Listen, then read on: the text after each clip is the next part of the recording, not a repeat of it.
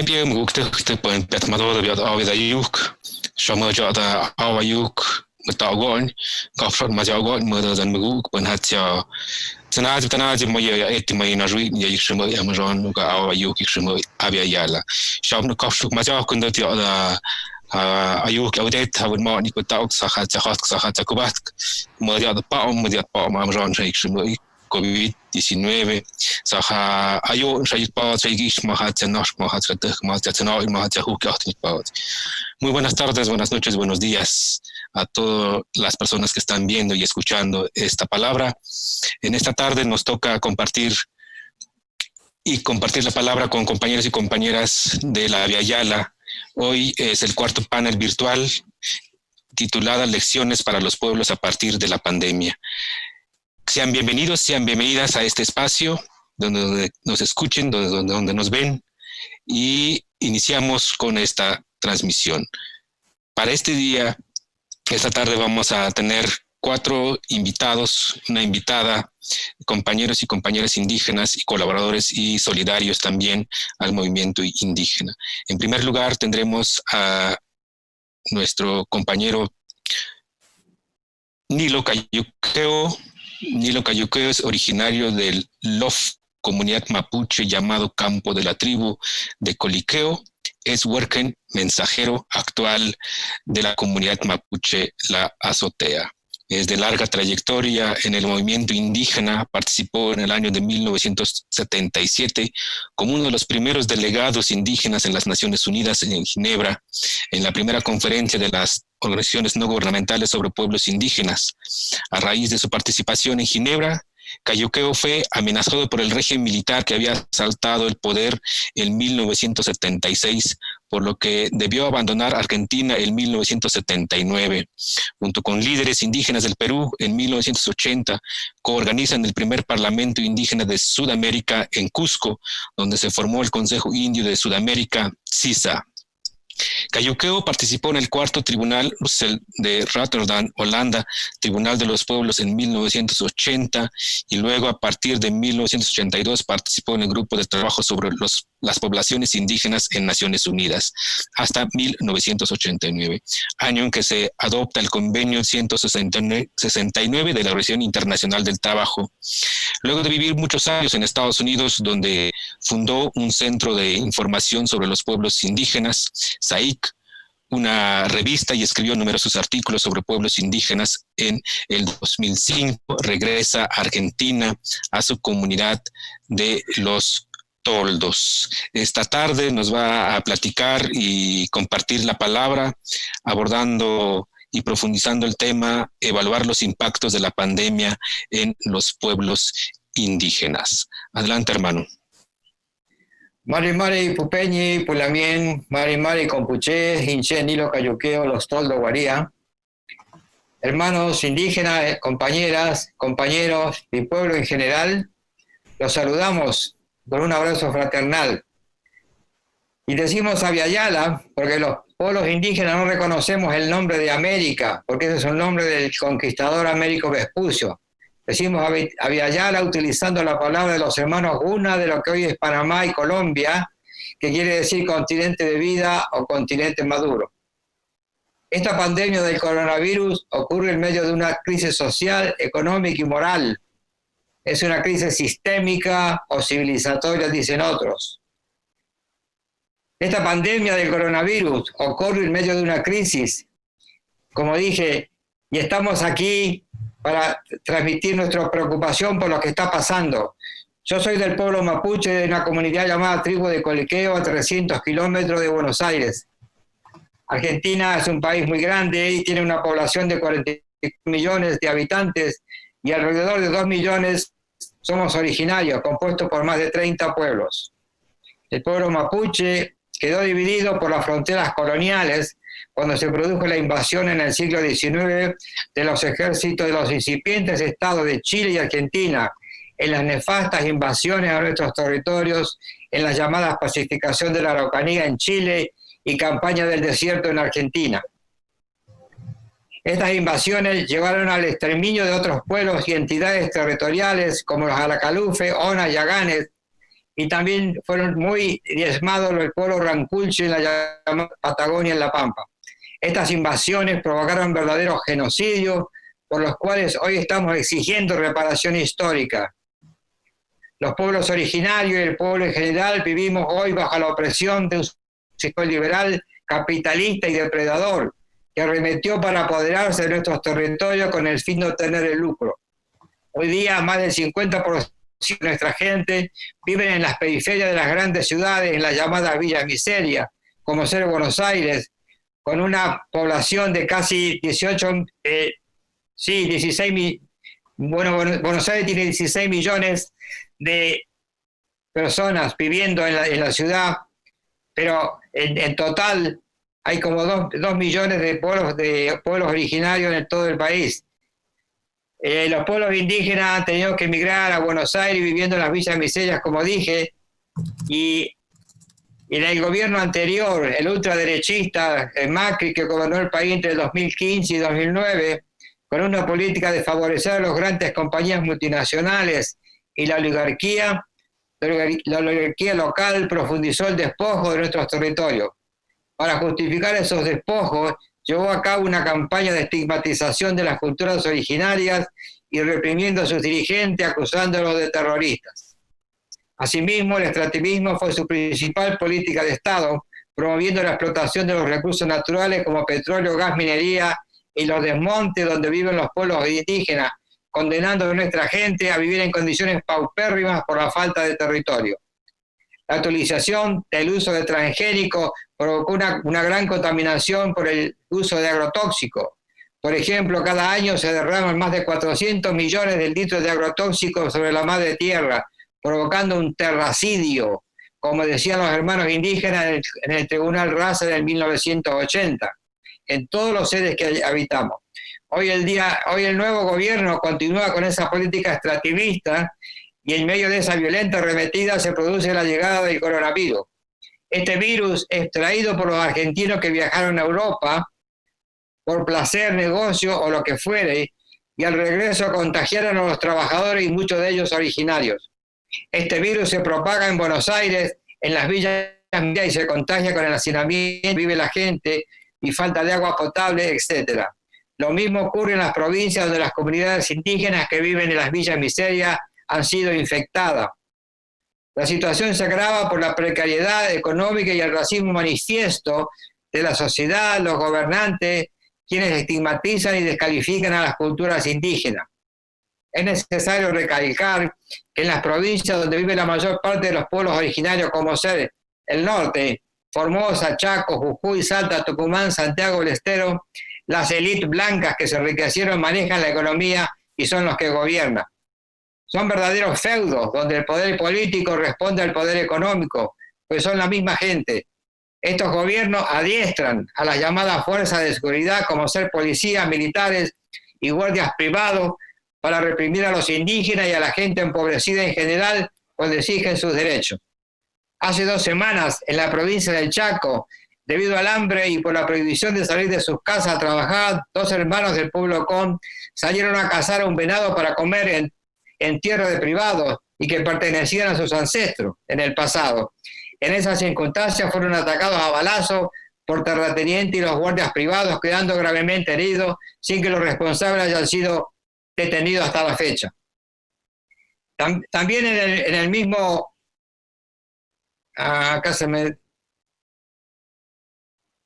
También en la misma provincia del Chaco, los policías ingresaron a la familia de una familia golpeando a jóvenes, a las señoras dueñas de casa a las 3 de la mañana, y comenzó ahí una paliza pegándole, hiriéndolos, y lo llevaron presos, los rociaron con alcohol para prenderle fuego. Esta situación es común en las provincias de Chaco, de Formosa, Tucumán, Santiago del Estero, Salta, Jujuy, todas esas provincias donde verdaderamente están manejadas, como dije, por verdaderos feudos. Hace 2 semanas también, en esa misma provincia, 2 hermanos que salieron a cazar porque tenían mucha hambre, fueron atacados a balazos por los guardias y por terratenientes. Entonces estamos en una situación terrible donde los hermanos están siendo reprimidos, donde tienen hambre porque no pueden salir a trabajar, porque el coronavirus les prohíbe salir de las casas y son reprimidos en las rutas, son metidos presos y hay toda clase de abuso. En los últimos 15 años, para decirle un dato más o menos, en todo el país más de 20 originarios han sido asesinados por la policía, gendarmes, terratenientes y guardias privados. En la provincia de Salta, en el último año, más de 15 niños del pueblo huichí murieron por desnutrición debido a las condiciones miserables en que viven, pues sus territorios han sido ocupados por empresas de siembra de soja y otro tipo. Tengo que decirle, hermanas y hermanos, que Argentina es uno de los países más racistas e hipócritas del continente. Estos días, y por el asesinato del hermano George Floyd en los Estados Unidos, los diarios de los medios que responden a las corporaciones que homogeneizan todo y sin ningún rubor, han dedicado grandes títulos al racismo en ese país, sin siquiera mencionar lo que ocurre en Argentina con los pueblos originarios, o a todos los que tienen piel oscura, como ser los mestizos y los afros.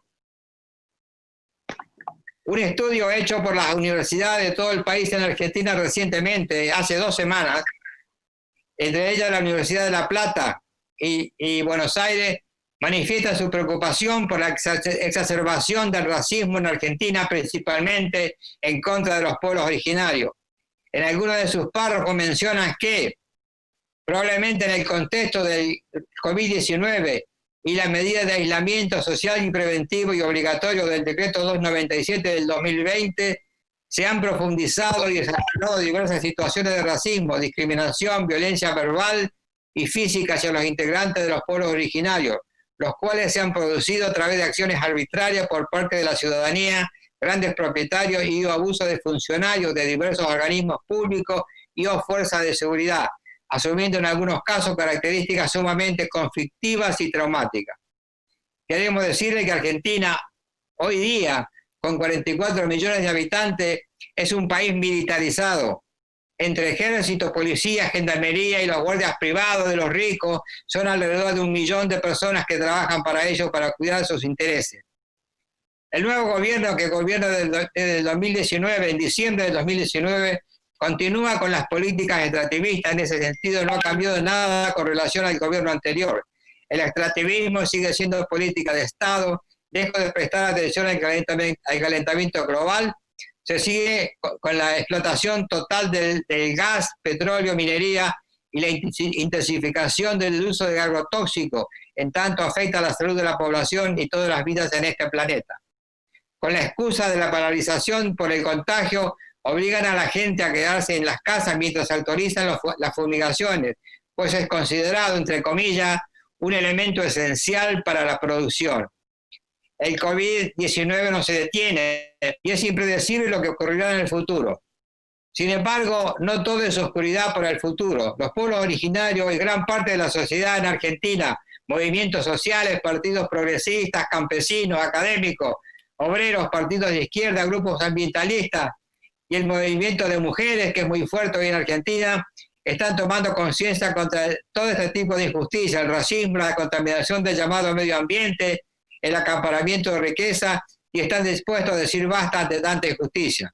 El pueblo no quiere volver a la normalidad, entre comillas, y seguir siendo oprimido, explotado y ninguneado. Nos hemos echado a andar para construir una nueva sociedad basada en el equilibrio y armonía con la naturaleza, las distintas culturas y todas las vidas que están en este planeta.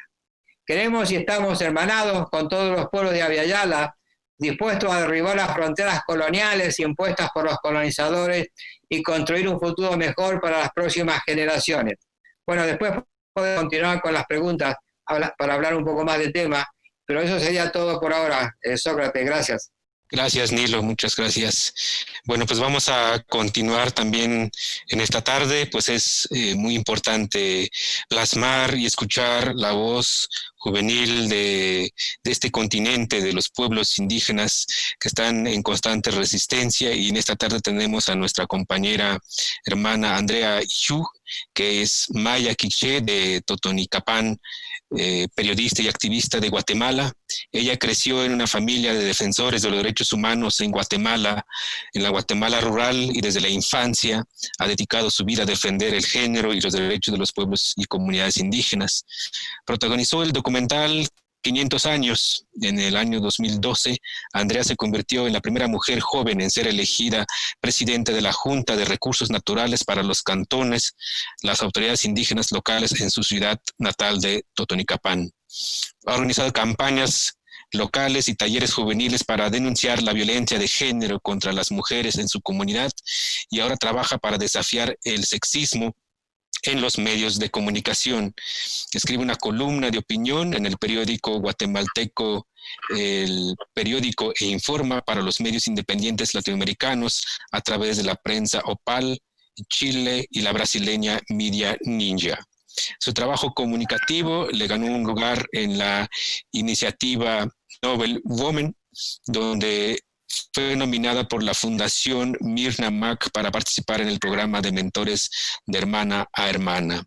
Como comunicadora utiliza la tecnología y los medios sociales como defensa de la causa indígena, desarrolla un activismo en que busca el empoderamiento de las mujeres y solidaridad en la diversidad.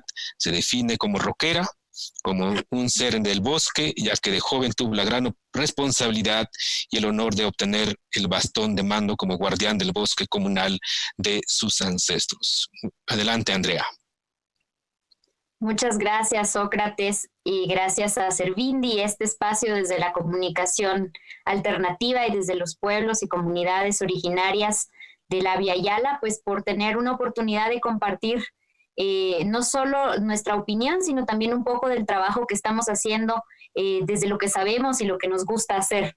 Bueno, agradecer también la posibilidad de estar en esta conexión en red y saludar a nuestros hermanos y hermanas que se están sumando a esta conversación, y también agradecer pues a quienes son parte también de este otro conversatorio, al hermano Nilo, al hermano Abadío, a ti, hermano Sócrates, a José, pues por también facilitar estos espacios y darnos chance de escucharnos y vernos a pesar de estas distancias.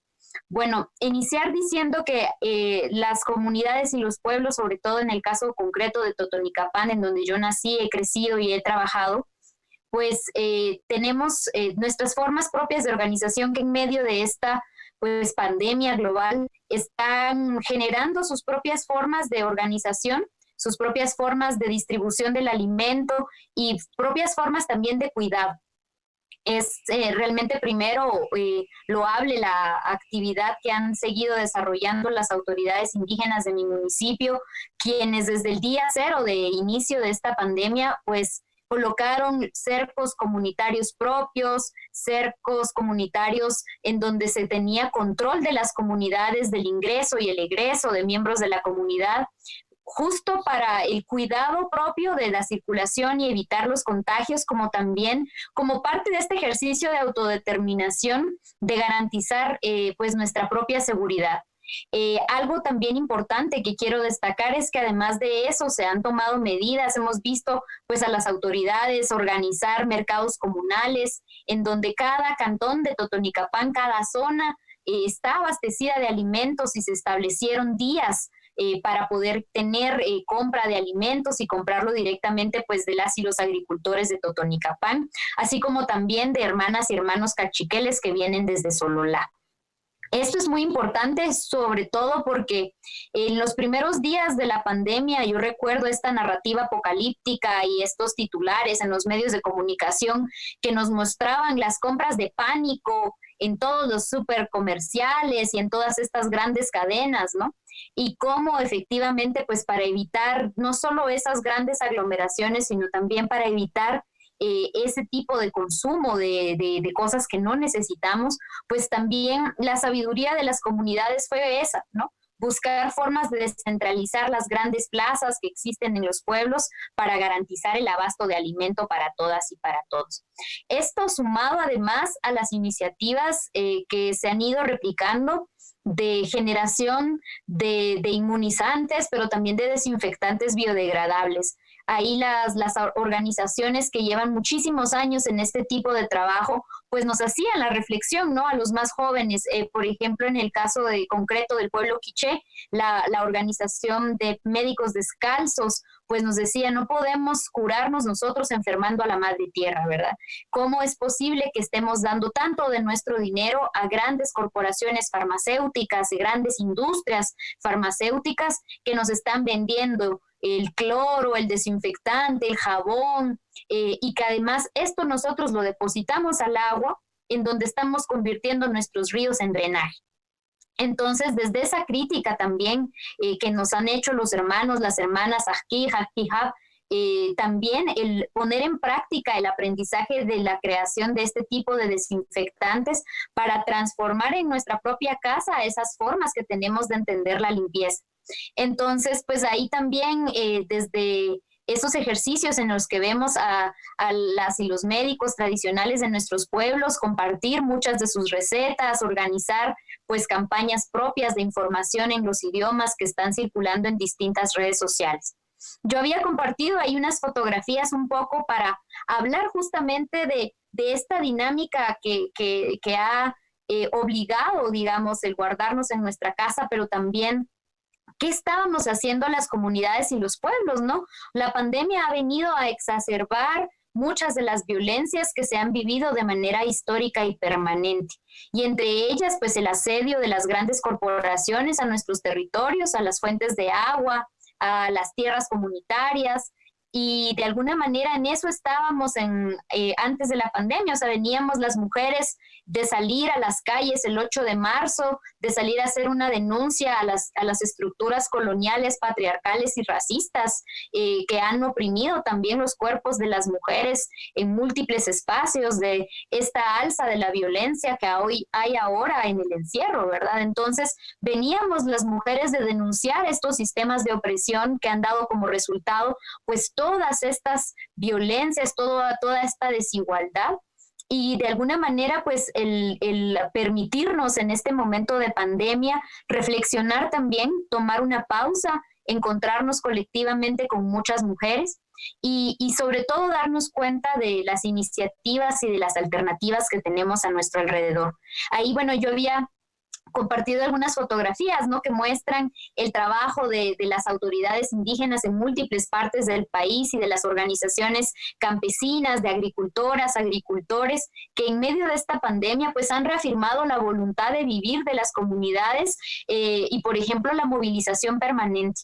En los pueblos y en las comunidades, sobre todo más afectadas durante la guerra en Guatemala, hay justamente una tradición histórica de compartir cada año una acción pública para honrar la memoria de los sobrevivientes y de las víctimas de masacres perpetradas por el Estado y que en este momento pues han tenido que buscar formas de mantener la memoria viva utilizando otras formas, ¿no? No podemos hacer nuestras históricas marchas, nuestras históricas movilizaciones y entonces saber, por ejemplo, que hay personas como las que están organizadas en Avidez Micay, que salieron de casa en casa a entregar un trifoliar informativo para no olvidar el día de la masacre de Panzós. Se han utilizado las redes sociales, los canales que tenemos a nuestra disposición para generar debates y espacios para la memoria.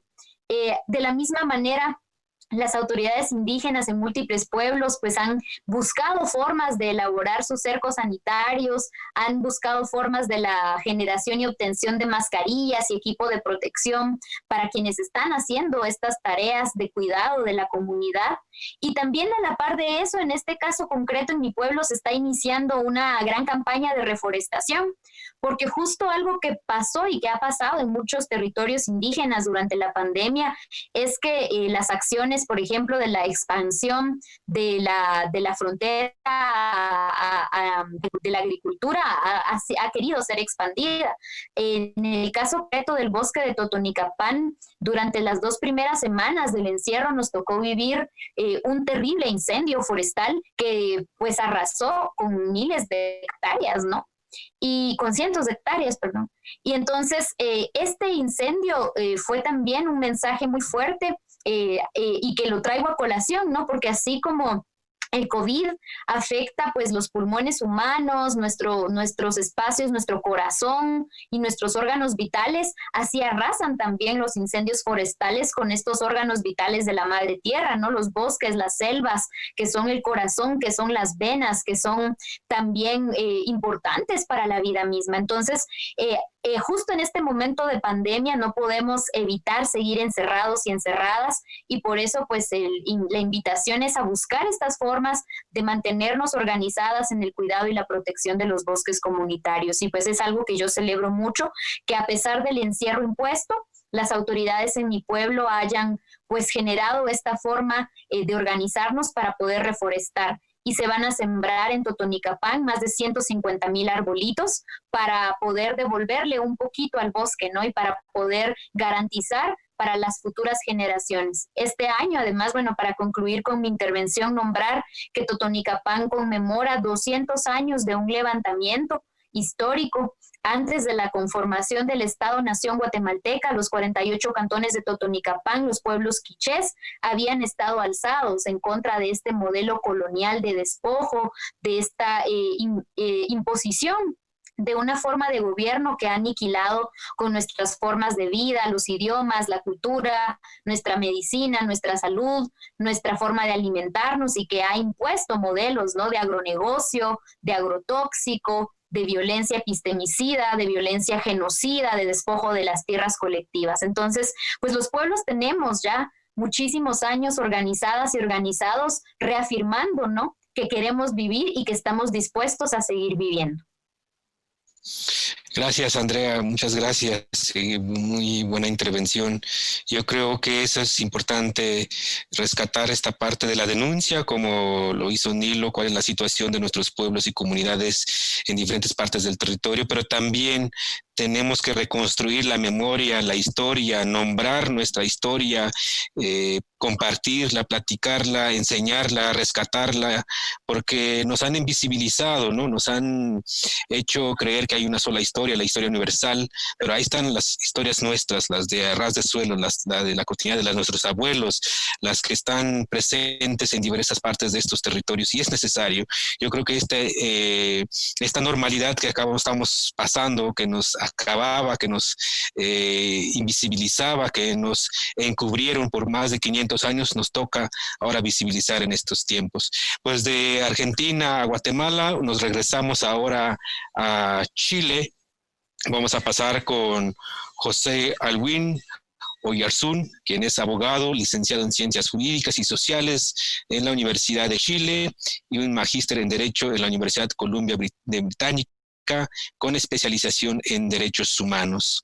Él ha sido codirector del Observatorio de Derechos de los Pueblos Indígenas, hoy Observatorio Ciudadano, en Asociación de Documentación y Promoción y Defensa de Derechos Humanos de los Pueblos Indígenas en Chile, y actual coordinador del Programa de Globalización y Derechos Humanos del mismo observatorio. Ha realizado estudios e investigación sobre derechos de los pueblos indígenas en América Latina y autor de varias publicaciones sobre la temática de los derechos humanos y pueblos indígenas, ciudadanía en Chile y en otras partes del continente. Asumió como consejero del Instituto Nacional de Derechos Humanos por designación de las organizaciones de la sociedad civil desde el 2 de julio del año 2013 de julio del año 2019, y él nos hablará un poquito sobre los diversos desafíos que tienen los pueblos frente a los estados sobre el reconocimiento y la autonomía y el autogobierno a partir de esta nueva situación que estamos atravesando como humanidad. Adelante, José. Bueno, buenas noches, Mari, a todos y todas quienes están escuchando. Mis saludos, en particular a los hermanos, a algunos que están acá en este programa, con quienes he podido conocer y trabajar por largo tiempo, como es el caso de Nilo, en fin, Abadio, Sócrates, Andrea, un gusto de compartir. Quiero agradecer a la Red de Comunicación Indígena y a Servindi por este espacio, y me siento muy honrado como una persona no indígena de estar en este panel junto a quienes me acompañan. Entiendo que la invitación es por el trabajo del Observatorio Ciudadano al que pertenezco, un organismo de derechos humanos basado en el sur de Chile y con una mirada intercultural de alianza con pueblos indígenas y con sectores excluidos en general. No puedo, antes de entrar a la pregunta que se me hacía o al tema que se me asignaba, no dejar de referir a lo que está pasando en Chile en este momento con la pandemia y en particular lo que está pasando con los pueblos indígenas. Chile, por distintas razones, fundamentalmente por la presión del Estado y de la empresa por mantener a flote la actividad económica a riesgo de la vida y de la salud de la población. Y también por producto de los procesos históricos de desposeimiento de pueblos indígenas, de sus territorios tradicionales, que hoy día pasan a conformar la masa popular urbana. Chile está viviendo una situación de pandemia muy crítica que la convierte junto a Perú y a Brasil en los peores ejemplos de cómo abordar esta pandemia. Es cierto que no hay modelos únicos de enfrentar esta pandemia, pero claramente esta presión del empresariado, que además es respaldada por el gobierno, que es un gobierno de empresarios, claramente ha incidido en el incremento exponencial de la pandemia. A la fecha hay 120.000 contagios en el país, hay 5.000 contagios diarios. Ayer hubo 80 muertes en el día, y todo esto, ¿no es cierto?, incide con particular fuerza, afecta con particular fuerza a los pueblos indígenas. Señalaba, ¿no es cierto?, estas dos realidades de la presión del empresariado respaldada por el gobierno, y eso se manifiesta, ¿no es cierto?, en la mantención de la actividad de la minería en el norte, resistida por los pueblos aymara y licanantay, que han iniciado sus propias estrategias de barreras sanitarias, comunidades como Peine y Machuca, pero que no han sido respetadas. Por otro lado, paradojalmente, lejos de disminuir los proyectos de inversión, se da cuenta de que se han duplicado los proyectos de inversión que se someten a evaluación de impacto ambiental este año en comparación con el año pasado. Y a eso le sumamos el hecho de que los procesos de consulta indígena frente a proyectos de inversión, lejos de paralizarse, a pesar de que no se pueden desarrollar reuniones presenciales, el gobierno está promoviendo que se hagan a través de medios informáticos. Y todos sabemos, y es uno de los temas de este panel, ¿no es cierto?, que muchas comunidades carecen de acceso a medios, al Internet. Y la realidad urbana es muy compleja. Solo mencionar la realidad de la región metropolitana de Santiago, que concentra 90.000 de los 120.000 casos, donde hay una población indígena, fundamentalmente mapuche, de 600.000 personas. Un informe que estamos enviando a Francisco Cali, que es ahora el relator especial de derechos de pueblos indígenas de Naciones Unidas, da cuenta de cómo en las 10 comunas más pobres de Santiago son las que concentran, por un lado, los mayores niveles de contagio y por otro lado, entre el 10 y el 20% de población indígena. Entonces hay una correlación entre pobreza, desplazamiento y impacto del COVID. Ahora, la pregunta que se me hacía tiene que ver con desafíos más profundos, ¿no es cierto? Frente al Estado, el Estado de Chile, hay que señalarlo, es junto a Uruguay el Estado que no reconoce a los pueblos indígenas en su constitución, y hay situaciones de discriminación y exclusión en lo político, en lo económico y frente a la justicia, particularmente frente a la protesta social del pueblo mapuche, pero no solo del pueblo mapuche, frente a proyectos de inversión como las forestales, las hidroeléctricas y otros similares.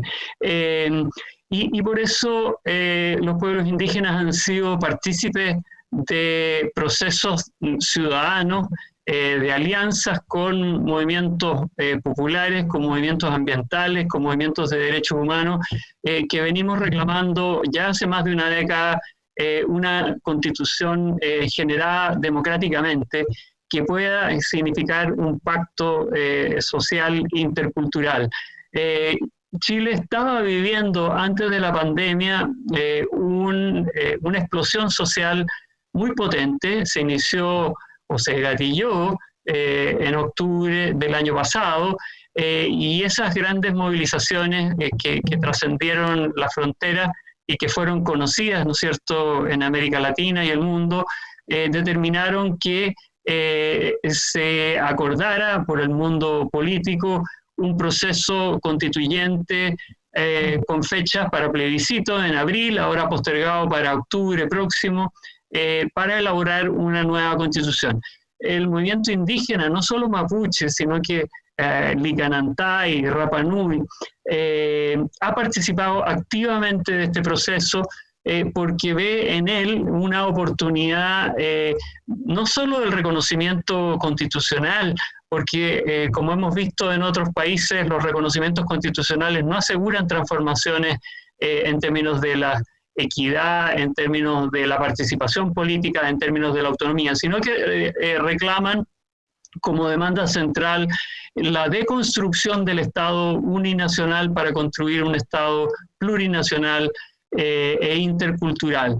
En ese sentido, muchos movimientos indígenas, como Identidad Lafkenche, como Gualmapuhuen, Partido Político Mapuche, el Consejo de Pueblos Atacameños y tantos otros han sido actores partícipes protagónicos de este proceso. Hay que señalarlo, y ese es parte de los desafíos, que hay otros movimientos que consideran que este es un desafío solamente del pueblo de Chile y que la libre determinación se ejerce en los hechos, en la práctica. Y no hay que poner, digamos, energía en un proceso que atañe al pueblo de Chile. Ese es un desafío importante, que los pueblos indígenas determinen a través de sus propias organizaciones cuáles son las opciones que van a asumir y si el proceso constituyente es realmente una alternativa para lograr la transformación del Estado uninacional excluyente hasta ahora dominante. Ya desde años anteriores, muchos movimientos vienen levantando como demandas centrales, además de la plurinacionalidad, formas de libre determinación y autonomía, el consentimiento libre frente a grandes proyectos de inversión, los derechos territoriales, y también hay un fuerte discurso hacia los derechos de la naturaleza o los derechos de la Pachamama, como han sido denominados en el contexto andino. Todo ello implica, ¿no es cierto?, este desafío por un lado de cohesión, por otro lado desafíos para la sociedad chilena. Incluso la clase política ha sido tremendamente excluyente. Si hay un órgano constituyente, ese órgano tiene que ser un órgano también plural, y por lo tanto la demanda ahí es una representación proporcional a través de escaños reservados para pueblos indígenas. Si son un 13% de la población, tiene que haber un 13% de población, de participación indígena. Y finalmente implica la capacidad de hacer alianzas. Creo que ese es un desafío que todos tenemos desde ciudadanía, desde los pueblos indígenas, porque todos estos contenidos que son parte de la demanda indígena van asociados también a otras demandas que desde ciudadanía, desde los movimientos de derechos humanos tenemos. ¿Cómo cuestionar el modelo de desarrollo extractivista que hasta ahora nos rige, y encontrar y definir en la Carta Constitucional paradigmas distintos de vivir que vayan más allá del desarrollo? Muchas gracias. Pues yo creo que ese es un tema todavía a profundizar discutir, y también estamos invitando a todos y a todas los que están mirando, escuchando este panel, para que nos puedan dejar sus preguntas, los que están en YouTube, los que están en Facebook. Déjenos aquí sus preguntas o comentarios, inquietudes, opiniones, y podamos hacer la charla un poquito más amena también. Nos falta otro hermano que intervenga, y quisiéramos pedirle también con el tema de la educación. Es importante, ¿qué tipo de educación tenemos que construir ahora? ¿Hacia dónde se va a dirigir la educación para enfrentar estas y otras diversas pandemias, ¿no? Entonces tenemos en esta tarde a Badio Green, quien nos acompaña desde Colombia. Él fue presidente de la Organización Indígena de Antioquia y presidente de la Organización Nacional Indígena de Colombia, representando la voz de los 102 pueblos originarios de este país. Fue reconocido como sabio por parte de la UNESCO y como uno de los 30 mejores líderes de Colombia por la revista Semana, doctor en educación de la Universidad de Antioquia, con un magíster en etnolingüística de la Universidad de las Andes y filósofo y teólogo de la Pontificia Universidad Bolivariana de Medellín. También fue creador y coordinador de los programas de educación indígena, convenio marco de cooperación entre la Organización Indígena de Antioquia y la Universidad de Antioquia, y logró convertir la educación desde la madre tierra en un programa universitario. Green logra comunicar el mundo indígena con lo no indígena, practicando un diálogo intercultural que preserva las culturas ancestrales y permite el respeto mutuo, y ha dedicado su vida a prepararse académicamente para promover el reconocimiento de las culturas indígenas y sus lenguas. Tenemos entonces en esta tarde a nuestro hermano Abodio con el tema de la identidad y la educación, cuáles son los desafíos, las perspectivas y las necesidades de transformación. Adelante, hermano. Nuet kunatkan admala emi sedononi malat nuegambi Víctor Ursiñeresa y vio vivnandumad pabdumadi anarvenda que amagi vinsama Víctor Ursiñeresa cuido y nuet nasoy nogami multiquita. Muy buenas tardes. Primero pidiendo permiso a todos los que están arriba en el cosmos, porque en nuestra concepción de muchos pueblos, todo lo que hay arriba son nuestros abuelos, Para nosotros no son estrellas, no son planetas, sino que en algún momento dado ellos son los que trazaron el camino, trazaron el mensaje, cómo debemos vivir aquí en esta tierra. Por lo tanto, los planetas, la luna, que mañana es la luna llena, es un día muy, muy precioso en ese sentido. Y hoy en el calendario maya también es el 9, es el 9 que quiere decir la maternidad, lo femenino. Y el día que gobierna es el abuelo viento. Y precisamente creo yo que es el tema que estamos tratando, porque el viento es la que fortalece nuestro cuerpo. ¿Dónde está el viento? Está en nuestros pulmones. Los pulmones son los que hacen posible que podamos respirar, que podamos caminar. Y si no existieran los árboles, tampoco los pulmones podían recibir el aire puro que nosotros respiramos, porque el aire que sale de los árboles son los que convierten en medicina, se convierten en el oxígeno. Así que pido a la madre naturaleza permiso, a toda la naturaleza que están aquí, o sea, los vientos están trabajando, el petróleo está trabajando, el oro, la plata está trabajando, el carbón está trabajando. Así que pido permiso a todos los seres para que hoy, esta tarde que estamos conversando, lleguemos a buen término y la conciencia que debemos tenernos claro cuál es nuestro papel que debemos cumplir. En todo eso, entonces, yo creo que la pandemia, de todo lo que hemos hablado, está demostrado aquí al mundo, a nuestros países, que es un fracaso en la educación. es un fracaso político. ¿Por qué? Porque en nuestros países todo lo que nos hemos conformado ha sido desde otro lugar, ha sido desde otro pensamiento. Se ha desconocido todo el saber milenario de los pueblos originarios. La política que hoy tenemos es la política racional, una política que solamente piensa en el dinero. Y por eso creo yo que no solamente en Colombia, sino en toda Abya Yala, ha sido un fracaso la salud, porque el sistema de salud que tenemos en nuestros países es netamente comercial, es mercantil.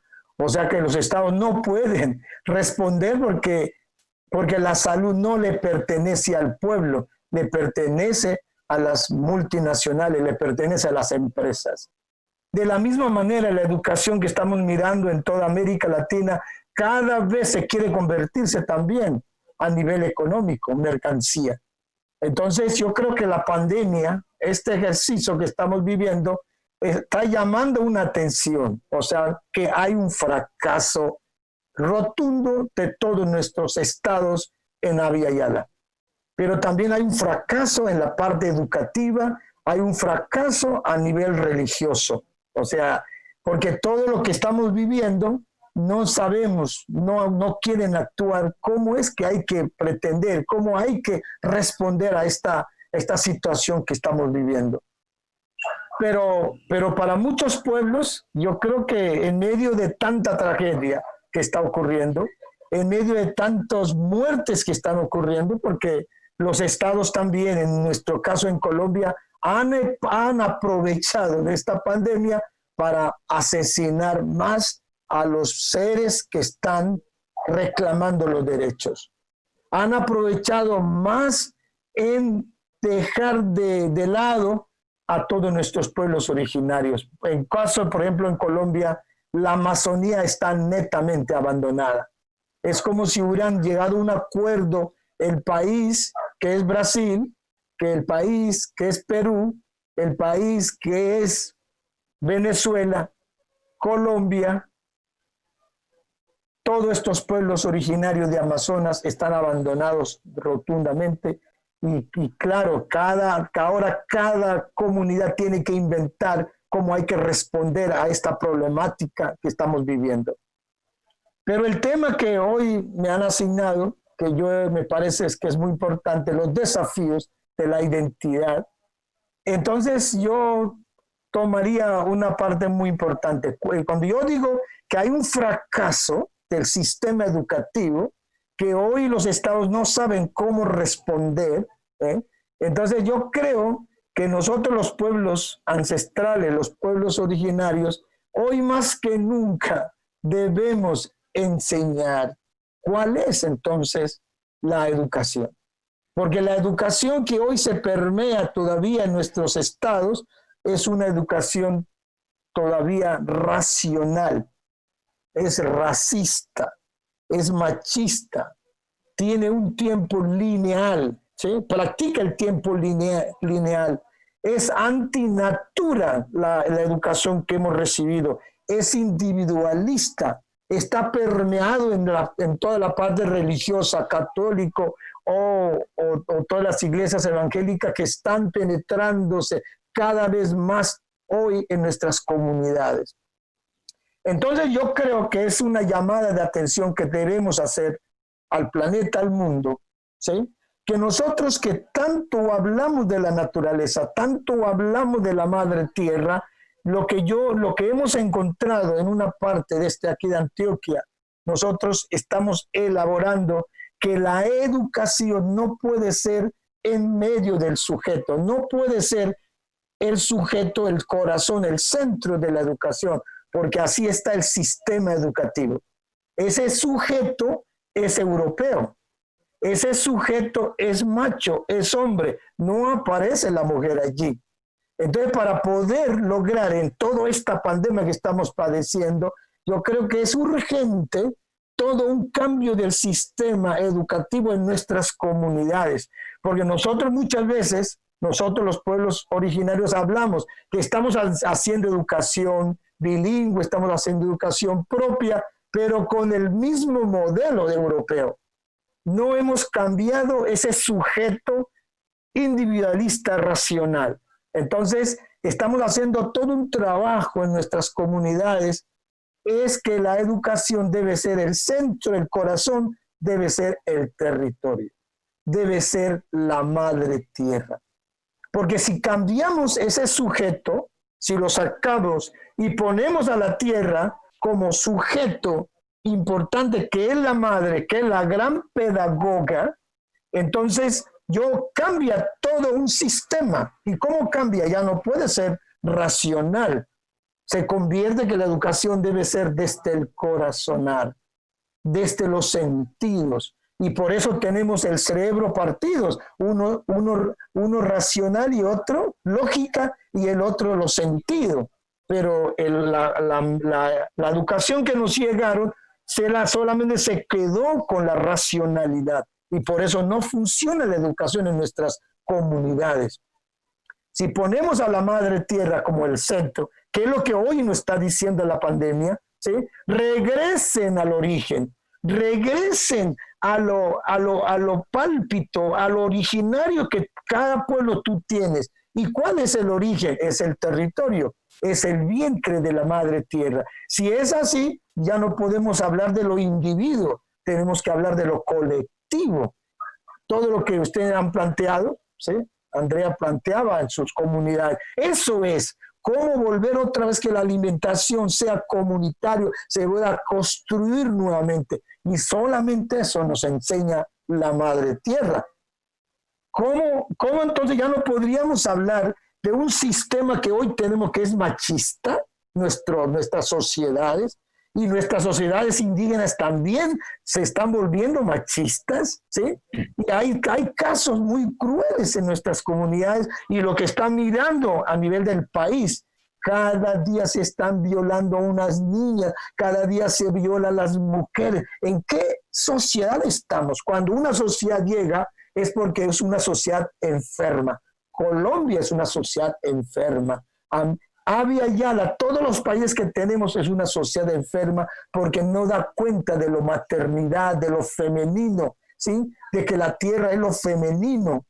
Nosotros los seres humanos estamos conectados con ella porque tenemos el cordón umbilical, el ombligo que tenemos está ligado con la madre tierra. Por eso pueblos originarios nosotros danzamos, comemos, bailamos, cantamos cuando enterramos el ombligo, cuando enterramos en la placenta, cuando enterramos el cordón umbilical. Para nosotros es muy importante. Creo yo que la situación que estamos viviendo en la educación está diciendo regresen otra vez, vuelvan a sembrar la placenta, la tierra, vuelvan otra vez que el ombligo, que es la conexión que tenemos con la madre tierra, vuelva otra vez a surgirse. Y ese surgimiento tiene que ser desde el tiempo espiral. Porque la tierra allá en el cosmos, ella está danzando a nivel del espiral alrededor del abuelo sol. Todos los planetas giran alrededor del sol, pero en forma espiral, porque nosotros somos espirales todo el tiempo. Mira en mi cabeza que yo tengo, ¿sí? ¿Qué tengo yo? ¿No? Tengo yo una conexión con el cosmos. La cabeza está conectada con el cosmos y mi ombligo está conectado con la madre tierra. Nosotros somos unos seres extraordinarios en este planeta. Nosotros somos la síntesis de la sabiduría del cosmos, la sabiduría de la madre tierra. Yo creo que la educación que debemos llegar, esa educación que permea, esa educación que dice, yo no estoy solo en este planeta. Mi cuerpo está conectado con el cosmos. Y por eso nosotros planteamos que debemos ir al origen, pero debemos ir al origen, uno, al vientre de nuestra madre. Cuando yo estuve en el vientre de mi madre, mis ojos no se desarrollaron. El que se desarrollaron fue el oído, el estómago, porque a partir del cordón umbilical llegaron toda la sabiduría, a partir de llegaron los cantos, las danzas, ¿sí? Y como el ombligo entonces es una conexión con mi madre, hoy es la conexión con la madre tierra. Entonces el estómago es una parte fundamental. Por eso a nuestros hermanos maya, los mam, para ellos el corazón y el estómago es igual, no se diferencia. ¿Sí? La importancia que tiene eso, el corazón y el estómago, la importancia que tiene el cerebro. Yo creo que en ese sentido, cuando nosotros vamos al vientre de nuestras madres, eso quiere decir que estamos compenetrados con el vientre de la madre tierra. Pero la madre tierra también tuvo el vientre de su madre, que es la madre grande, que es lo cósmico. Y por lo tanto, cuando estoy en el vientre de mi madre, cuando hoy la pandemia nos está diciendo vuelvan a su vientre, vuelvan a su origen, nos está diciendo la conexión de nuestro ser con el vientre de la madre tierra, con el vientre de la madre grande que es el cosmos. Yo creo que en ese momento crucial que estamos viviendo la humanidad, para nosotros los pueblos, en medio de tanta tragedia que hemos hablado, todavía hay una esperanza. Esa esperanza está en ese volver la educación desde el territorio, ¿sí? Mientras nosotros, ¿cómo aprendimos nosotros? Mira, la escuela, ¿cómo ha sido? La escuela ha rompido toda una tradición milenaria que nosotros traíamos. Cuando yo estuve en el vientre de mi madre no me dijo, no me habló de los vocales, no me habló de los consonantes. Mi madre me cantó, me bailó, me contó historias y así aprendí. ¿Cómo es posible cuando llegamos a la escuela nos enseñan como si no supiéramos la lengua? Yo creo que el sistema educativo hoy debe ser cuestionado por los pueblos originarios, pero debe ser cuestionado desde la madre tierra que estoy hablando. Entonces me parece, todos los principios que hemos abordado, que hemos escuchado de los abuelas, de las abuelas, que nos han dicho que los principios de la madre tierra es el silencio, es el escuchar, es el observar, es el tejer, tener corazón bueno, tener palabra dulce. Yo creo que es el momento oportuno de que nuestras comunidades volvamos otra vez a escuchar, porque hoy no escuchamos, porque el poder es tan fuerte que ya hay mucha bulla para poder escuchar al otro. Nos está diciendo que el escucha debe estar en silencio. Muchas veces hablamos tanto que no escuchamos. Yo creo que es el tiempo de una escucha. La escucha quiere decir que yo debo estar todo vacío para que el otro me llene, para que podamos conversar, ¿sí? Podemos hablar de la observación, podemos hablar del tejido.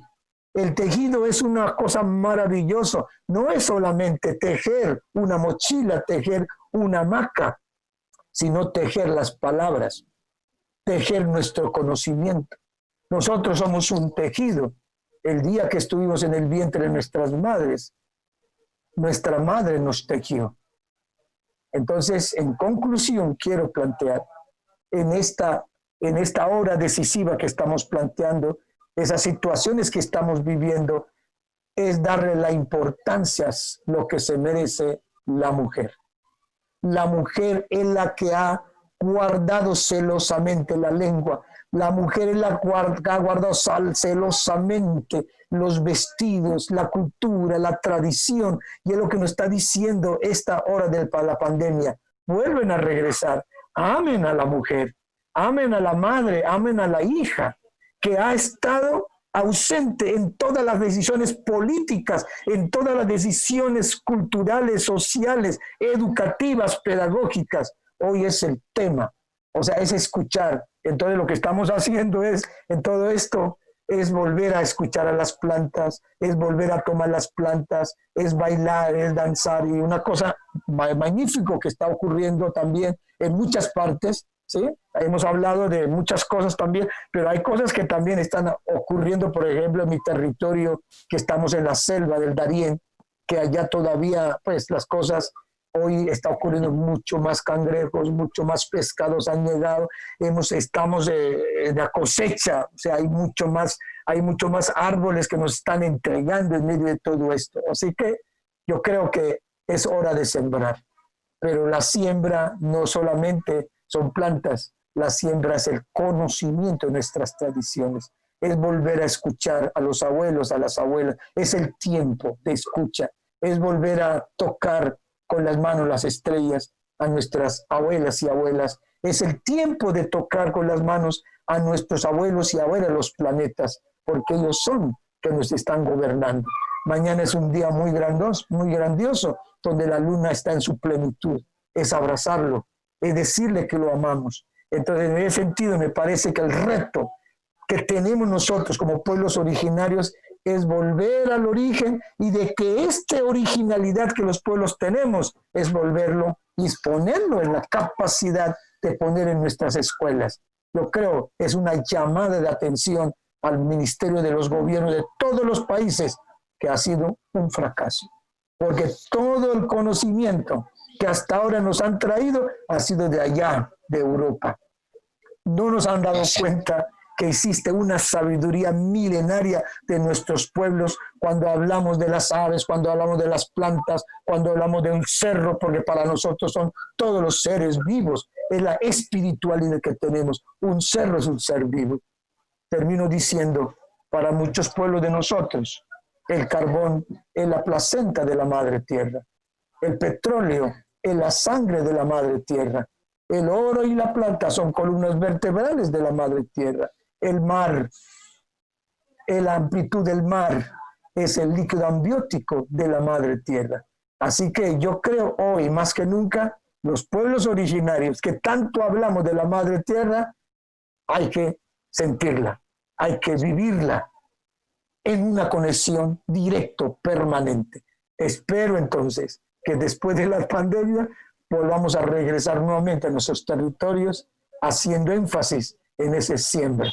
Muchas gracias, hermanos y hermanas. Muchas gracias, Abadio. Gracias. Muchas gracias. Muy buena reflexión, muy buena invitación. Yo creo que es tiempo de dejar de gritar y escuchar más. Es tiempo del silencio, es tiempo de escucharnos y escuchar a la madre tierra, escuchar a la naturaleza, reflexionar en este tiempo.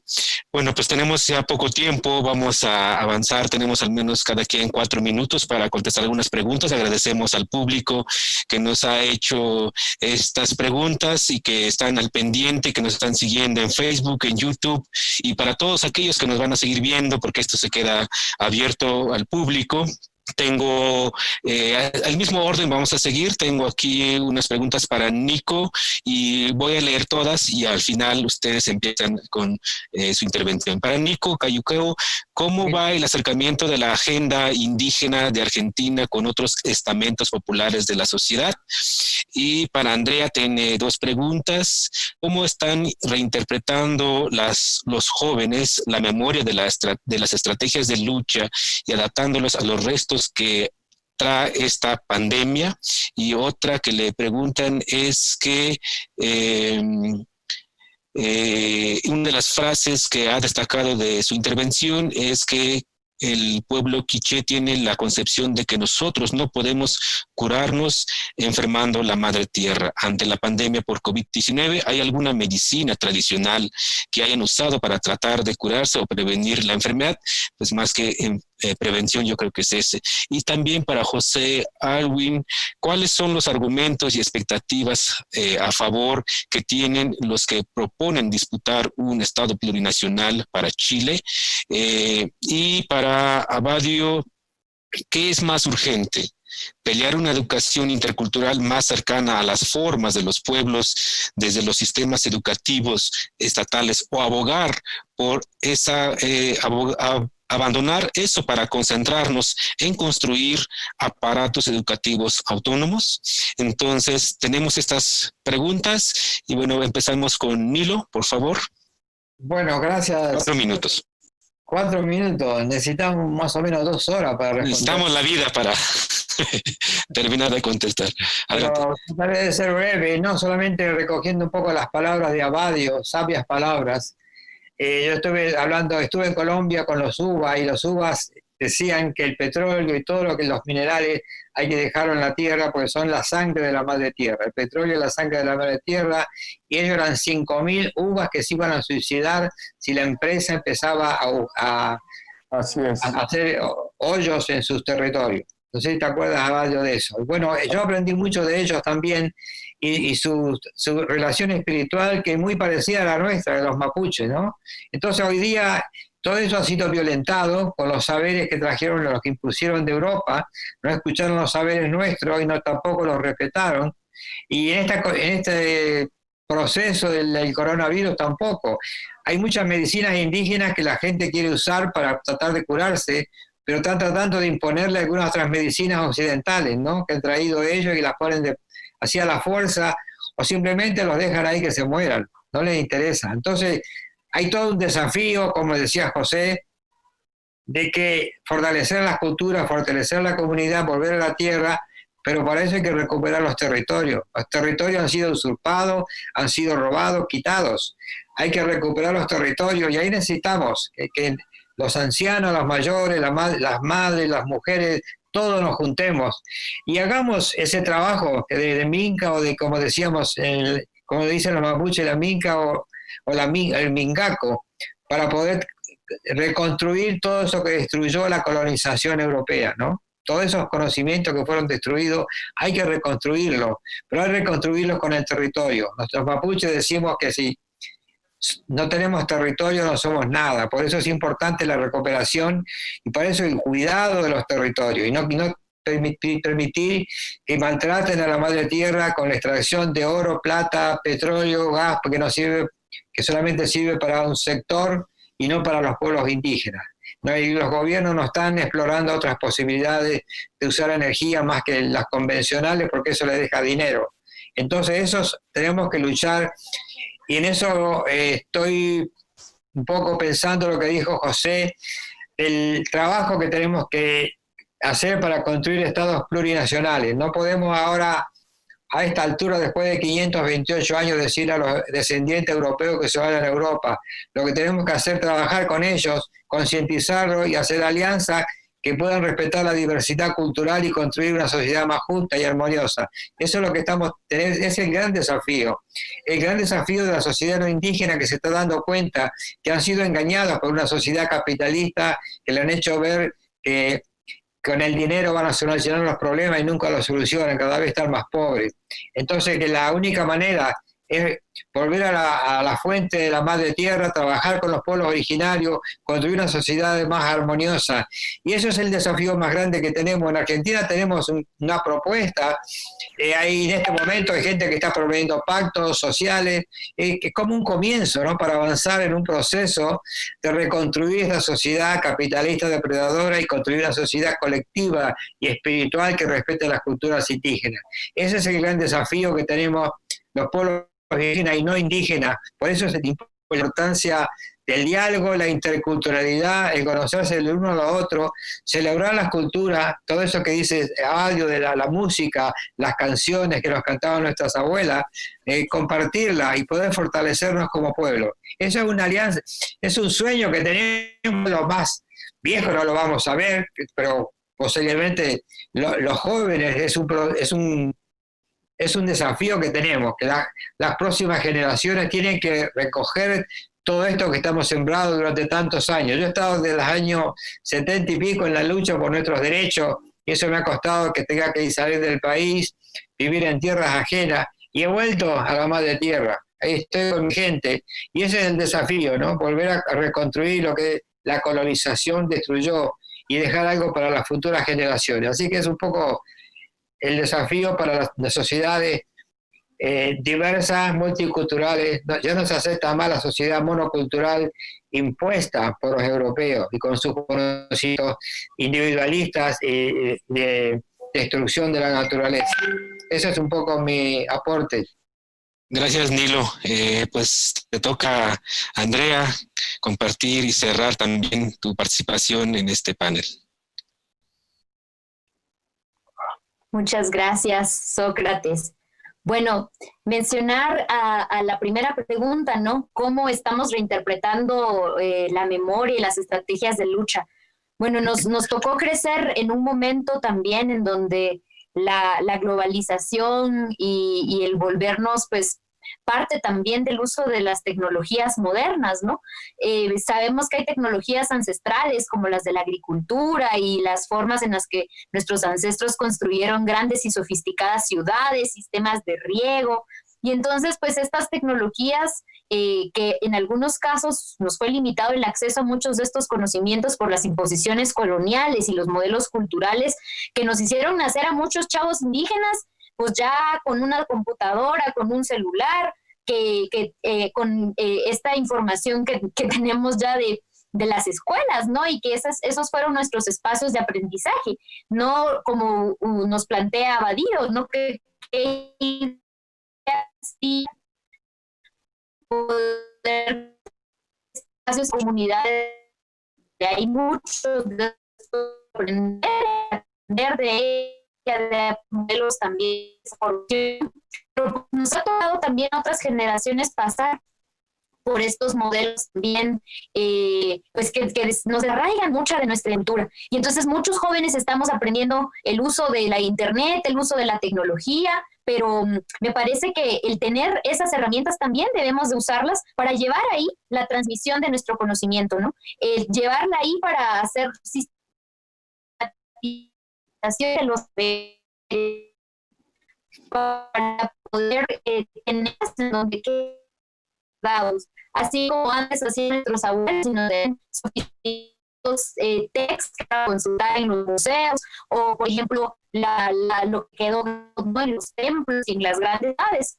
Entonces yo creo que el usar la internet, tecnología en este momento se ha convertido en un espacio justo para adaptar lo que tenemos ahora y en donde podemos comunicar. Sobre todo porque además con el flujo migratorio en donde muchos de nuestros hermanos y hermanas abandonan la comunidad, se van a otros lugares, pues se ha incrementado el uso de los teléfonos celulares en muchas comunidades y pues estamos viendo a las niñas, a los niños ahora consumiendo mucha de la información en estas plataformas digitales.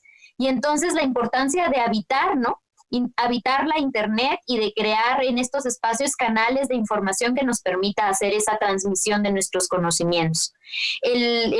Justo como conversando alrededor de eso, también buscar estas metodologías de aprendizaje y de creación colaborativa, porque así como lo plantea Abadío, ¿verdad?, el modelo educativo nos está educando en la individualidad y la competencia, y no necesariamente en la compartencia y la colaboración. Y entonces también se vuelve un reto para quienes estamos yendo a la escuela, quienes ya hemos pasado por los espacios educativos, ¿cómo devolvemos este conocimiento en nuestra comunidad, ¿no? Muchos jóvenes indígenas se van a la escuela, se van a la universidad y luego regresan y se vuelven explotadores de sus propios hermanos y no generan espacios colectivos para compartir los saberes. Entonces, estamos planteando buscar maneras en las que hagamos accesibles el acceso a muchos de estos conocimientos que se hacen, que se traen, que se construyen, para que se puedan poner al servicio de la comunidad. Y desde ahí esos ejercicios son bien importantes, pues, de hacer y de cuestionarnos también como jóvenes al momento de evaluar, pues, justamente cómo ponemos al servicio de nuestra comunidad lo que sabemos y lo que podemos hacer. Una cosa también que tiene que ver con la primera y la segunda pregunta, pues en este caso concreto de quienes hacemos comunicación y de quienes estamos en estos esfuerzos también de sistematizar pues los saberes ancestrales y los saberes de nuestro pueblo. Nosotros desde el proceso del colectivo de Elijo Dignidad, pues sistematizamos una receta tradicional que justo en esta idea de evaluar e investigar distintas estrategias para sobrellevar la crisis del COVID. Y bueno, hemos visto, ¿no?, justo cómo esto puso en relieve las peores contradicciones de la avaricia de los más ricos, de gobiernos incapaces, de sistemas de salud colapsados que mercantilizan, ¿no? Entonces, ante esta falta de respuestas de la institucionalidad, trabajar en tres ejes principales que tenía que ver con promover iniciativas de solidaridad, de salud, alimentación y vivienda. Y entonces desde esta iniciativa del Elijo Dignidad, pues invocamos algo que le llamamos la imaginación indígena, ¿no? Así como en nuestros idiomas ancestrales, pues las palabras no son necesariamente sencillas, son compuestas, hay metáforas que nos evocan movimientos, ¿no? Son justamente desde esa evocación de la imaginación, pues nos dimos a la tarea de investigar y de sistematizar. hemos generado conversatorios con hermanas en distintos pueblos que nos han compartido estrategias del pueblo Wayuu, del pueblo Garífuna, del pueblo Mapuche. Hemos conversado con las hermanas amazónicas. Próximamente este domingo vamos a tener otro conversatorio de imaginación con hermanas en México, con hermanas en La Guajira, con hermanas también en otros territorios que están viviendo las consecuencias de estos modelos racializados de opresión. Entonces, de ahí, desde esa iniciativa, pues habitar la Internet para llevar estas conversaciones y para llevar estas recetas. Y entonces nos pusimos en comunicación justo con esta organización quiché que se llama Médicos Descalzos, quienes desde hace muchísimos años, ¿no?, han luchado por la salvaguarda y la compartencia de los saberes para la salud de los pueblos, de la espiritualidad, de los Ajquijab, la Sillomap. Y entonces hicimos una entrega, una sistematización audiovisual que se llama Wukuk Akish, que es un antiséptico, inmunizador y desinfectante que se puede hacer en casa. El origen de esta receta tiene que ver con una de estas historias de nuestro texto, digamos, que narra la historia del pueblo quiché, del Popol Vuh. En el Popol Vuh, pues nos cuentan la historia de Wukuk Akish, ¿verdad? Un importante gobernante que tenía unos hijos muy inteligentes, pero también pícaros y desobedientes que causaron daño y robaban a las personas. Y estos pícaros gozaban de buena salud, y el Popol Vuh nos cuenta además de una gran pandemia que ya habían vivido nuestros pueblos, de una especie de gripe, por los símbolos, por los síntomas, ¿no? Y de que estos pícaros entraban a las casas a robar y que le quitaban la ropa, la comida a los muertos y no se enfermaban. Entonces el pueblo, ya cansado, los interpeló y les hicieron un juicio público en el que les dijeron que iban a perdonar sus faltas si ellos revelaban su secreto. Y entonces el secreto de estos niños sabios, pero pícaros, fue compartir la receta del Wukuk Akish. Entonces esa receta pues lleva romero, eucalipto, salvia, menta, canela, la kushha, un alcohol natural, vinagre. Nosotros podemos compartir, si ustedes van a la página elijodignidad.org/COVID, ahí está la receta sistematizada, un video en el que pueden ver cómo se hace este desinfectante, antiséptico e inmunizador natural, justamente para buscar ese respeto a la tierra mientras cuidamos de nuestra propia salud. Decir justamente que desde la cosmovisión del pueblo quiché no hay una división entre lo material, lo natural, lo espiritual y lo social. Por eso la recuperación de la salud se adquiere con un sentido de solidaridad, de consideración, de responsabilidad en las acciones que cometemos, que transgreden u ofenden y vulneran nuestro bienestar propio y el bienestar de nuestra comunidad. Estos saberes ancestrales son un recordatorio de que nos une la vida y de que nuestra solidaridad es la salud del pueblo. Y por eso también, ¿verdad?, nombrar que sabemos de muchas otras iniciativas en otros pueblos que han estado sistematizando muchas de sus medicinas tradicionales para compartirlas como entre hermanos y entre comunidades, justo siempre con el recelo pues de la apropiación que han hecho las grandes industrias farmacéuticas, que han hecho las grandes transnacionales, que van a nuestra comunidad, hacen extractivismo de nuestro conocimiento y luego lo regresan precios carísimos en tratamientos que no se pueden conseguir en las grandes capitales o que lo regresan de vacía, que luego no se puede pagar. Entonces, bien, como no quiere conocer si de conocimientos que desde nuestro gobierno tienen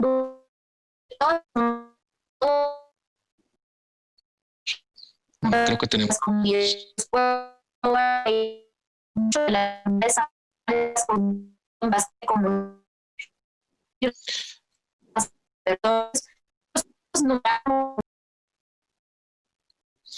bueno, creo que tenemos algún problema técnico con Andrea, justo también estos retos que debe superarse también, esta conexión, esta tecnología que tampoco nos está llegando a todos y que no todos podemos disfrutar de estas tecnologías. Bueno, pues avanzamos con José para que también nos puedas comentar y cerrar con este panel. Bueno, esta pregunta sobre los argumentos y expectativas del Estado plurinacional. Si ahí volvió Andrea, tal vez si le permitimos terminar, sería ideal. Disculpa.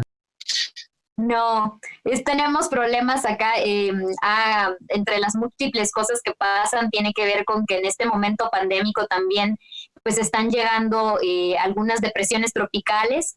Nosotros en este pueblo ya tenemos casi una semana de no ver la luz del sol por la gran carga de nubes que está pues ubicada sobre nuestra comunidad, la cual está provocando lluvias, está provocando también dificultad en la conectividad de las redes y de la internet. Pero también, bueno, concluir diciendo justo, ¿no? Que desde estos diálogos que hemos tenido con hermanas, hermanos de otros pueblos, pues hemos ido como nombrando, ¿no? La necesidad que hay en que se vea este conocimiento, estas formas como una cura de la tierra, como la medicina y la sanación son importantes, la sanación de nuestro territorio cuerpo, la sanación de nuestra madre tierra, y de cómo el antivirus a lo que está pasando tiene que ver con la existencia de bosques y selvas vivas, ¿no? Entonces, queremos un antivirus natural, pues sembremos árboles, cosechemos lluvia, limpiemos los ríos, cuidemos la forma en la que vivimos, ¿no? Cuestionemos estos modelos de consumo que nos plantean modelos de desarrollo infinitos en un planeta finito. Cuestionar esas cosas son bien importantes y pues creo que de ahí podemos partir para lo que construyamos, para los mundos que siguen, para poder respetar este planeta en el que habitamos. Y bueno, eso era lo que quería compartir para cerrar y muchas gracias. Gracias, Andrea. Adelante, José, vamos cerrando. Bueno, estas demandas por plurinacionalidad no son solo de los pueblos indígenas de Chile, sino que son de los pueblos en el mundo, porque el Estado-Nación es una ficción, fue una creación impuesta en todo el planeta y que resultó en la marginación, en la exclusión, en la discriminación de unos pueblos por otros pueblos que tenían el poder. Ese paradigma, ese modelo está agotado. Y los modelos de multiculturalismo también que se impusieron en América Latina en la década de los 90 no cambiaron tampoco las formas de relación entre los pueblos diferentes y por lo tanto los pueblos indígenas en Chile se hacen eco de las demandas de muchos pueblos en el mundo y que deconstruyen, que apuntan a deconstruir esta ficción del Estado-Nación. También hay argumentos en contra, hay quienes sostienen, incluso desde los movimientos indígenas, de qué sirve si los estados han fragmentado a pueblos, como señalaba Nilo en el caso del pueblo mapuche, el pueblo aymara y tantos otros. Y por lo tanto, si Chile es declarado un estado plurinacional, ¿de qué sirve al pueblo mapuche en Argentina? Hay ahí dilemas importantes y se trata de una transformación que debiera abarcar el Abya Yala en su conjunto y no fragmentariamente algunos estados. Ahora, las expectativas nunca son ciertas, las expectativas son inciertas y como todo en la vida son apuestas. La construcción de los derechos humanos en general y de los derechos de los pueblos ha sido gradual en el tiempo. Y claro, hay muchas trabas.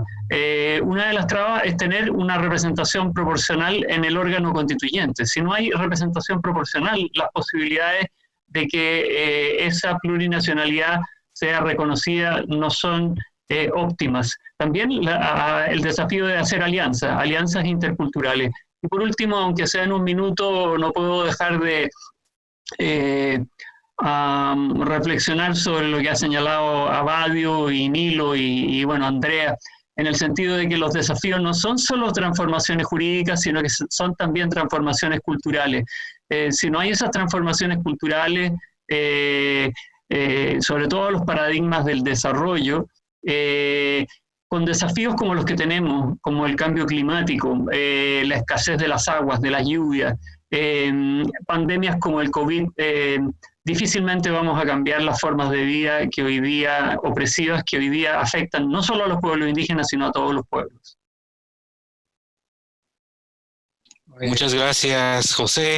Pues el tiempo es corto, quisiéramos seguir platicando, pero también por el público que se cansa.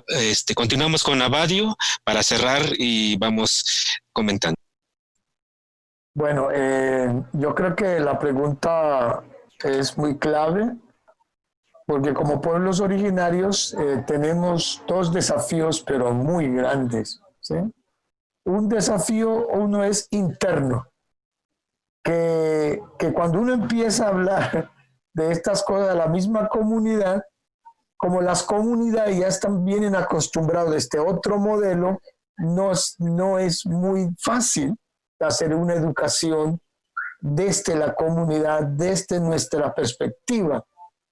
Entonces hay que hacer todo un trabajo con nuestras autoridades, con las mujeres, con los jóvenes, con los niños, o sea, cómo se desaprender de lo que nos han dicho. Ese es un trabajo pedagógico muy fuerte, ¿sí? Eso yo creo que es el primer desafío que tenemos que hacer. El segundo desafío es externo, o sea, también el sistema educativo no nos deja hacer muchas veces nada de lo que queremos hacer. Pero en medio de todos esos desafíos me parece sumamente importante decirles de que toda la apuesta que nos estamos planteando de que la educación debería ser el territorio, el centro, o sea, la tierra, la madre tierra del centro, quiero decir que no es una propuesta de nosotros, de los pueblos originarios, sino es apuesta del planeta, del mundo, porque yo hasta ahora no he conocido una cultura que me diga padre a la tierra. Todos los pueblos originarios del mundo decimos madre a la tierra. O sea, hemos caminado en distintos lugares del orbe. O sea, ahí hay una concentración, hay un acuerdo entre la humanidad de que aquí venimos a este mundo, a este territorio, venimos es a cuidar, a transformar, pero esa transformación es para el bien de los dos, o sea, tengo que respetar a la madre, tengo que respetarme a mí, todo lo que me pase a mí le pasa a la tierra y lo que pasa a la tierra me pasa a mí. ¿Cómo hacer esa conciencia, todo esto? Entonces yo creo, en términos generales, tenemos que atrevernos. No estoy diciendo que nosotros tenemos que ir a escondernos, solo los pueblos, no. Yo creo que es el momento de todo lo que la humanidad ha hecho hasta ahora. Estoy hablando, por ejemplo, en la lingüística, en la lengua.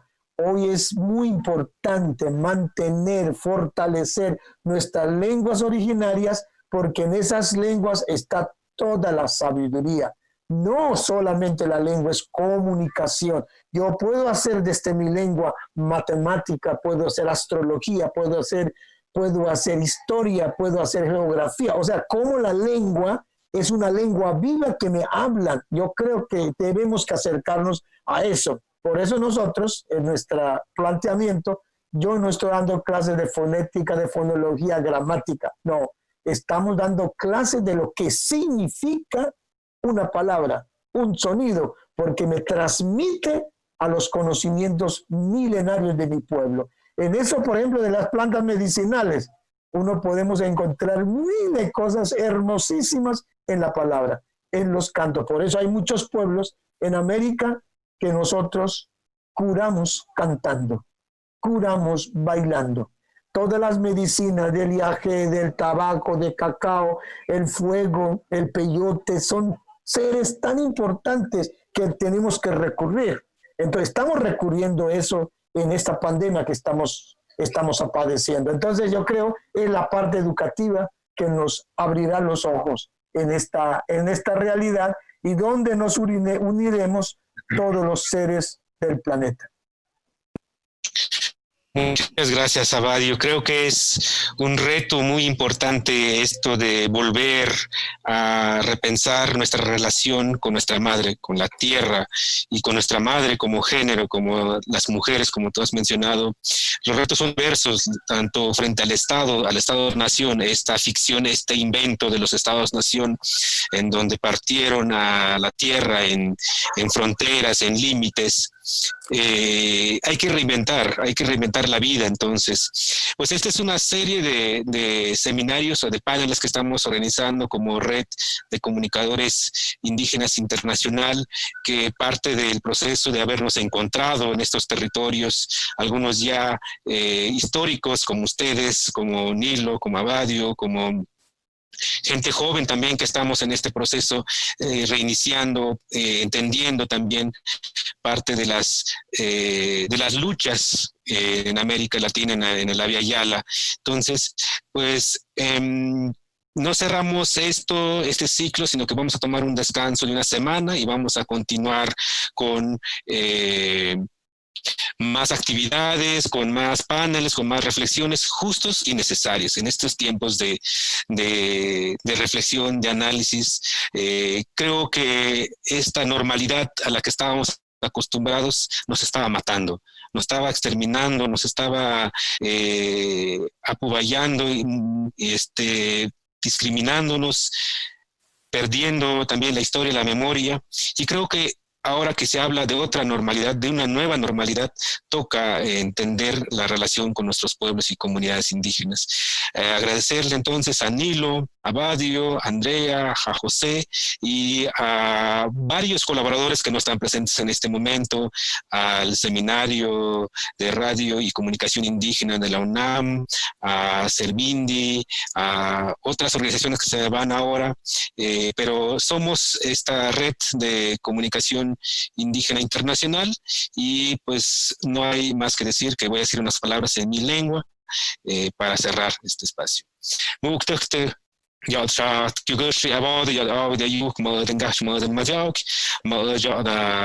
ayuh ti audit ti pagtaog ku ya da apom hade sa yei sa da nigi stuk tu ma hatsa ma nash ma hatsa ma tak ma hatsa sena na tanawin sa hatsa mu sha de kapse ti ma ja okte ma ja na yiku klat ku nu shu de yiku klat na mo da ma haw ja ya mo da hatsa na tanawin ka ma po nya te kapse mi okte yiku klat mu grup shu po pas ma de po na este po nem todos po este que awet ayuk.